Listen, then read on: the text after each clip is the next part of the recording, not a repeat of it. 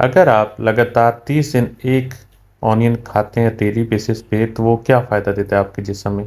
पहले वीक में ये स्टार्ट करता है आपके जिस्म को डिटॉक्सिफ़ाई करना। ये एक पावरफुल डिटॉक्सिफ़िकेशन करता है। इसके अंदर क्वर्सेटीन होता है जो कि एक अच्छा डिटॉक्सिफ़ाइंग और टॉक्सिन को बाहर निकालने के लिए और एंटी इन्फ्लेमेटरी प्रॉपर्टी रखता है, जो साथ-साथ आपकी डाइजेशन को भी इम्प्रूव करता है एफिशिएंटली। साथ में सेकंड वीक्स में ये आपको एज ए इम्यूनिटी एनहांसर के तौर पे काम करता है, जिससे विटामिन सी की और सल्फर प्रोडक्ट्स जो आपके इन्फेक्शन के अगेंस्ट लड़ते हैं और आपको स्ट्रॉन्ग इम्यूनिटी प्रोवाइड करते हैं।